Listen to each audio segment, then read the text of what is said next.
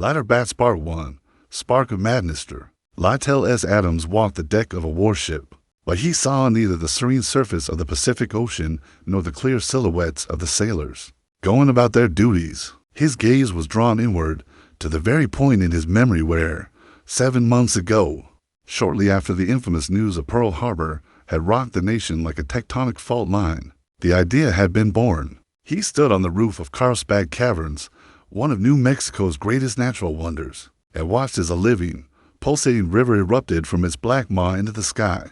Millions of bats, creatures of the night, created their own incomprehensible tornado. The air whistled with their squeaks, and the wind, born of the flapping of thousands of leathery wings, lashed his face. And at that moment, amid a storm of national humiliation and anger, a spark ignited in the mind of Adams, a dentist by profession and inventor by vocation. He wasn't thinking about biology, but about physics, about pure, almost mathematical efficiency. Each creature, each tiny life, was a perfect flying machine.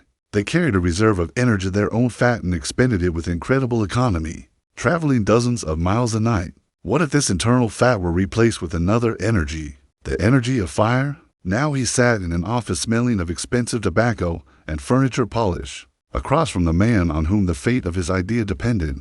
The office belonged to none other than President Roosevelt's personal advisor. Adams, setting aside his dental instruments, became an evangelist of science for an hour and a half. He spoke passionately and convincingly, backing his imagination with ironclad logic. Imagine. His finger traced invisible diagrams in the air.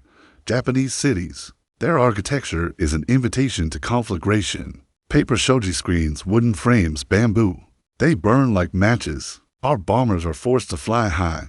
Their accuracy leaves much to be desired. We expend tons of metal and explosives to destroy a single factory. Now imagine an army that knows no bounds. An army that penetrates every crevice, under every roof, through every vent. They carry not tons of TNT, but just a few ounces. But these ounces are white phosphorus, or thermite, or napalm, which they're only just beginning to test. He spread out photographs he'd taken in Mexico on the table. Flight charts, payload calculations, metabolic data. His listener, an imposing gentleman in a perfectly tailored suit, remained silent, occasionally asking clarifying questions. His face was a mask of imperturbability, but Adams, with his practical insight, saw that the spark had fallen on fertile ground. They fly at night, Adams continued. Radar won't detect them. Anti-aircraft guns won't shoot them down. They don't require pilot training, and they don't risk the lives of American soldiers. A single B-29 bomber costs hundreds of thousands of dollars. A single bat nothing. We can launch them from airplanes in special cassettes that will open at a certain altitude. The bats, in a state of hibernation, will awaken from the warmer temperatures and scatter in search of shelter. And shelter for them is attics, warehouses, the under-roof spaces of the very buildings we want to destroy. The timers will go off simultaneously.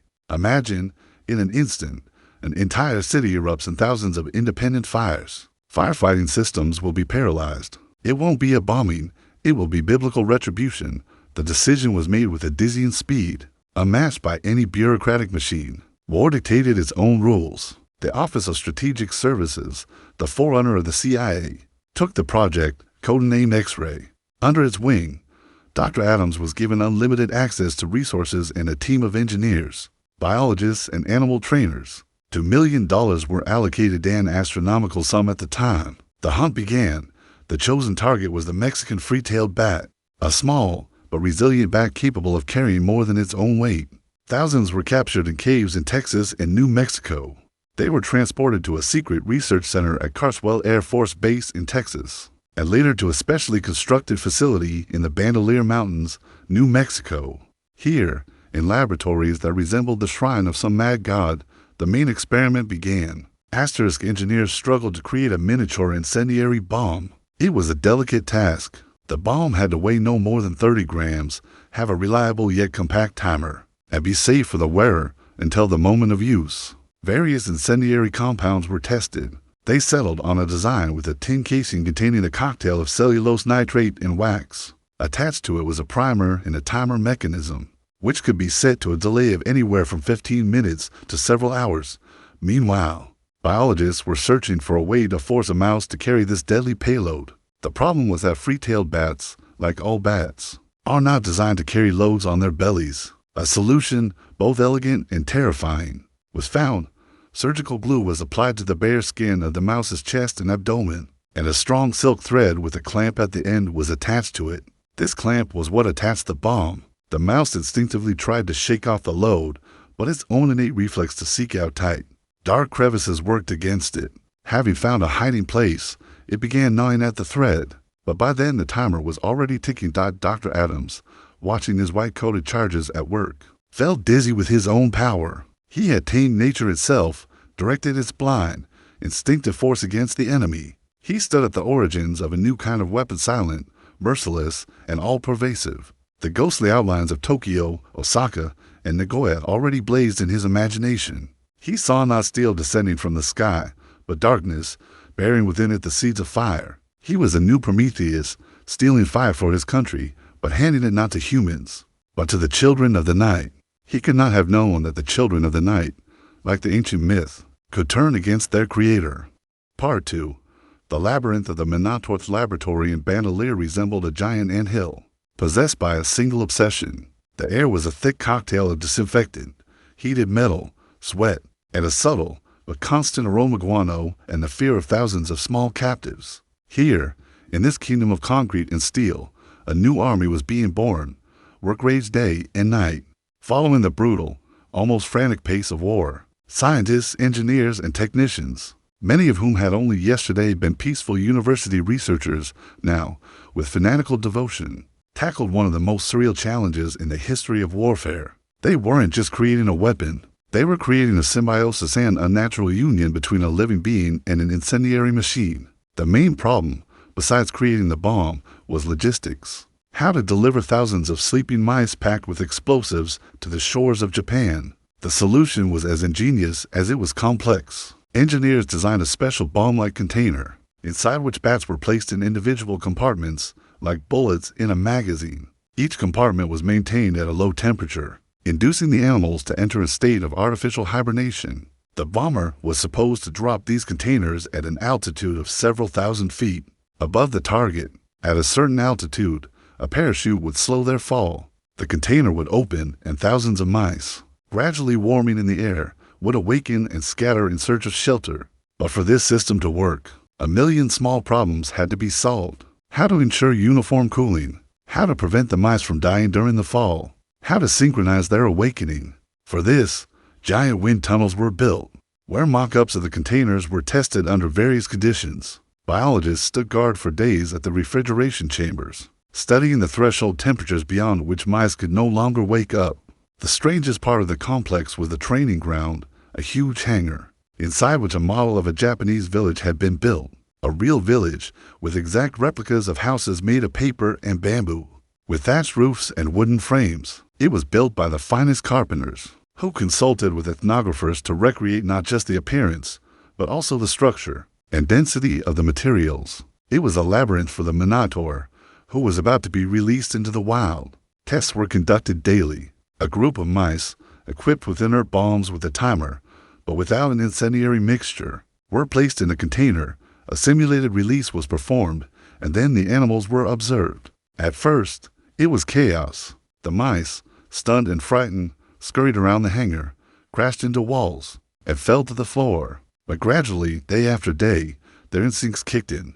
They began looking for shelter. They crawled under the roofs, huddled in cracks between the walls, and hid in the ventilation holes of the mock-ups. Scientists, stopwatches in hand, time to time it took a certain percentage of the mice to find their home. The results were encouraging. Over 90% of the bombs were placed exactly where they were supposed to. Dr. Adams, now the project director, walked the premises with a face expressing both pride and profound fatigue. He saw his crazy idea taking shape. He heard the click of timers set for several minutes, and watched as technicians then retrieved the defusal bombs from under the roofs of the mock-ups. Everything was working. Theory was turning into practice, but living nature always has its own will. The mice were not machines, but living beings with their own fears, whims, and unpredictability. Some refused to fly, others tore off their payloads while still in the air, and still others, instead of hiding in dark corners, perched in the most visible places, rooftops, window frames. Biologists tried to train them using food and conditioned reflexes, but their success was modest. Instinct was stronger than training. Tensions were mounting. Requests for deadlines were coming in from Washington. Money was flowing in. A decisive, demonstrative success was needed. The decision was made to conduct full-scale tests with real incendiary bombs, but on a scale model of a city built next to the main test site. The goal was simple and elegant: to demonstrate that the concept worked, that a single bomb container carrying 1,000 mice could set an entire neighborhood ablaze. The morning of the test was clear and windless. Perfect weather for setting the fire. The observers' high-ranking military and OSS officials took up positions at a safe distance. Adams, pale with excitement, gave his final instructions. Everything was ready. The container with the hibernating mice was mounted on a special platform designed to simulate an airplane drop. Their bomblets were loaded with a real incendiary mixture, and the timers were set for 30 minutes, enough time for the mice to scatter and take cover. Signal, launch, simulated drop. The container released its parachute with a soft hiss. It landed smoothly in the center of the mock-up. The mechanisms worked flawlessly. The doors opened. The observers, armed with binoculars, held their breath. At first, nothing happened.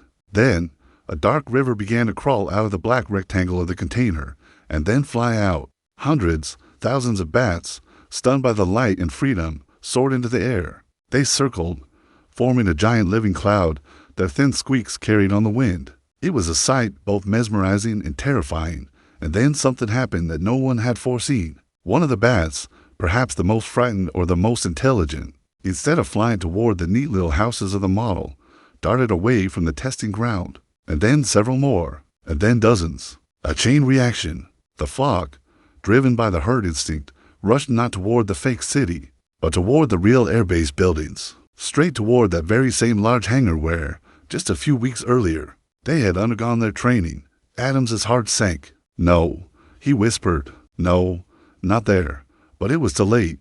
A dark cloud covered the hangar. The mice, seeking a familiar, dark, and safe shelter, flocked to familiar crevices, ventilation grates, and doorways. They seeped inside, carrying ticking bombs on their tiny bodies. Dead silence fell. The observers exchanged glances. Someone made a hesitant joke. 10 minutes passed. 20. Adams prayed that the timers were faulty, that the incendiary mixture wouldn't work. But war and weapons don't forgive mistakes. The first column of smoke appeared from under the hangar roof. Then a second. Then a dozen at once. At first, they were thin streams, but very quickly they turned into black, greasy plumes. The first pops were heard. The primers were detonating. And then the hangar burst into flames. Not just caught fire. It exploded from within with fire. A fire brought to him by his own faithful students. The fire suppression system was powerless. The flames raged, devouring wooden structures, equipment, and blueprints. A bright, blinding fire, born from the depths of a mad project, was now consuming its creator. Adam stood, unable to tear his gaze from this inferno. He didn't see the faces of the soldiers who were already hastily climbing into their vehicles. He didn't hear the blare of sirens. He saw only the collapse of his idea, embodied in a cleansing flame. His children, his bat ladders, had chosen their first and last target. They had burned down their own labyrinth. Part 3. Ashes and oblivion. After the fire, silence fell.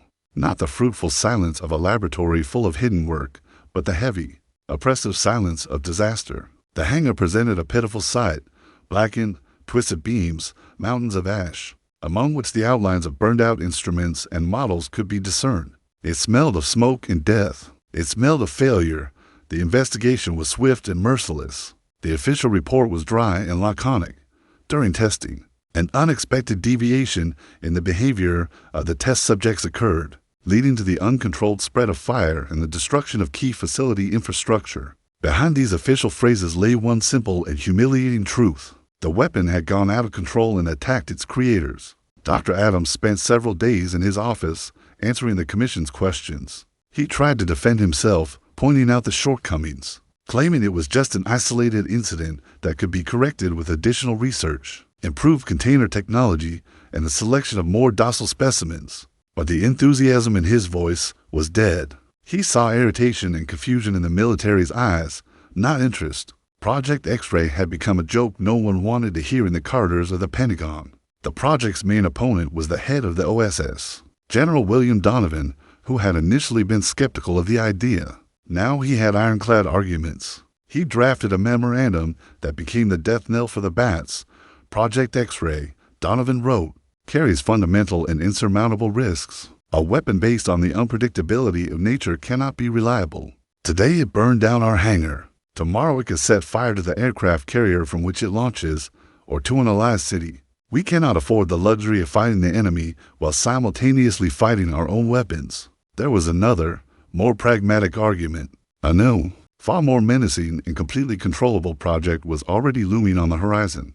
The creation of an atomic bomb. The Manhattan Project was devouring resources comparable to the budget of a small country, and military leadership preferred to focus on what promised a guaranteed, devastating result rather than on eccentric experiments with creatures that could not be commanded or expected to obey. In August 1943, just a few months after the disastrous tests, Project X-ray was officially canceled. The $2 million in funding, equivalent to approximately $30 million today, went up in smoke literally and figuratively. Dr. Adams was removed from secret work. He returned to his dental practice in California, but he was a changed man. Asterisk he couldn't forget. At night, he dreamed of a black cloud of bats obscuring not the sun, but the entire earth, and flames bursting from everywhere, from under every stone, from every window. He saw this not simply as a failure of his invention, but as a profound, philosophical failure. He had tried to deceive nature, to harness it for destruction, and nature had cruelly mocked him, demonstrating that its blind force obeys no blueprints or orders. And what of the bats? The main culprits of this triumph? Their fate was unenviable. Thousands of bats kept in cages at the Bandelier facility were exterminated. They were euthanized, their bodies burned. The laboratories were dismantled, the documents classified and archived. The military tried to erase all traces of this incident, like a shameful mistake of youth, of the great idea that was supposed to set Japan ablaze. Only a few reports and the bitter memories of its creator remained. The story of Project X-ray sank into oblivion for many years, becoming just one of many strange chapters of World War II, mentioned in passing in memoirs and as a curiosity in historical chronicles. But its ghost continued to haunt.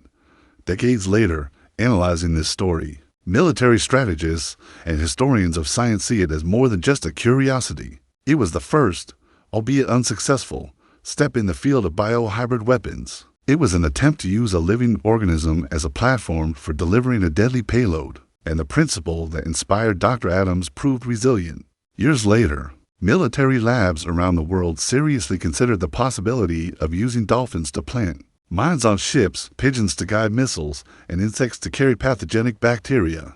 The diabolical idea of making nature itself an ally in war outlived its creator. Lytle Adams himself maintained to the end that his idea was correct. In rare interviews, he said they considered it a failure, but it was a failure of execution, not concept. If we had succeeded, we could have ended the war a year earlier and saved hundreds of thousands of lives. But history knows no subjunctive mood. Project X-ray remains a symbol of brilliant madness, a reminder that the road to hell is sometimes paved with the best and most sophisticated intentions. And its greatest lesson, perhaps, lies not in technical miscalculations, but in a simple truth. You can't light a fire in someone else's house, confident that the sparks won't reach your own threshold. Bats, those children of darkness, who momentarily became instruments of terrible light, ultimately proved only one thing: fire, once summoned, is very difficult to control, even if you consider yourself its master.